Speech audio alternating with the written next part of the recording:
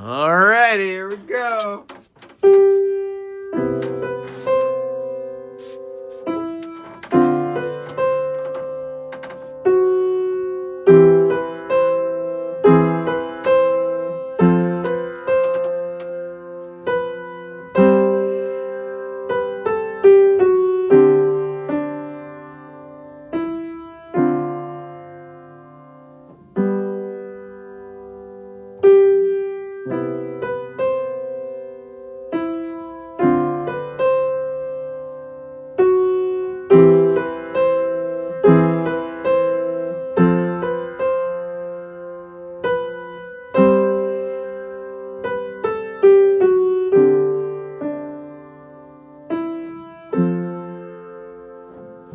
And it'll go on from there. So this is just the first part.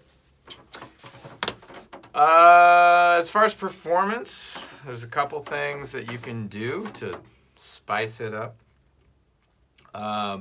So that's playing all the notes at the same time, which can be a bit clunky, but if you can experiment with this if you'd like. You do a little, so instead of playing all at the same time, you go bottom to top.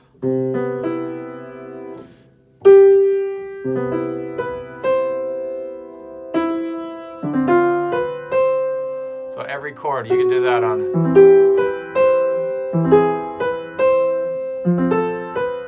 And this is, of course, not with a play along. You don't want to try that with a play along, but when you are doing your rubato, being free with the time. It's a nice way, especially with ballads. It's something that just sort of moves it along, and especially if there's only 3 notes in each, 2 notes in the chord and 1 note in the melody, it does fill it up quite a bit. Little bit goes a long way.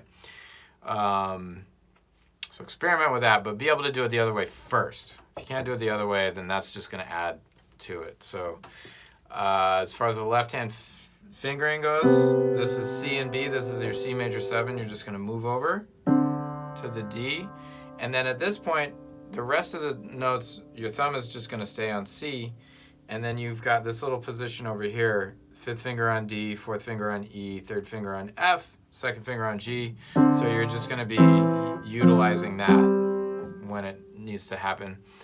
And then on measure 9, that's when you're going to transition back. So measure 9, your thumb moves over to B. You've got G and B.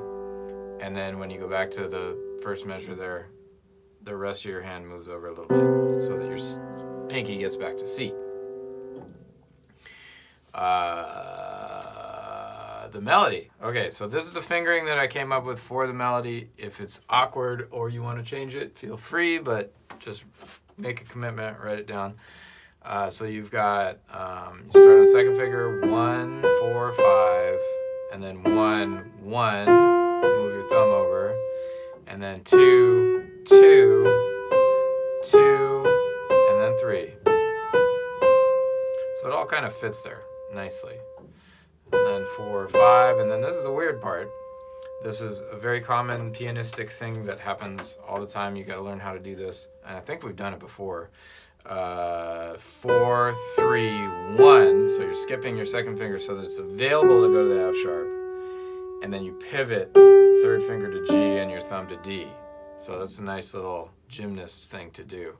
Again, starting measure 6, C, 4, 3, 1, 2, 3, 1, and then you're back in your 5-finger position here. You walk up to the F. The only difference is at measure 10, after you do your little pirouette, you end at 5.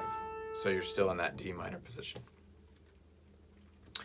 And I don't remember if there's anything else I was going to say. Good luck.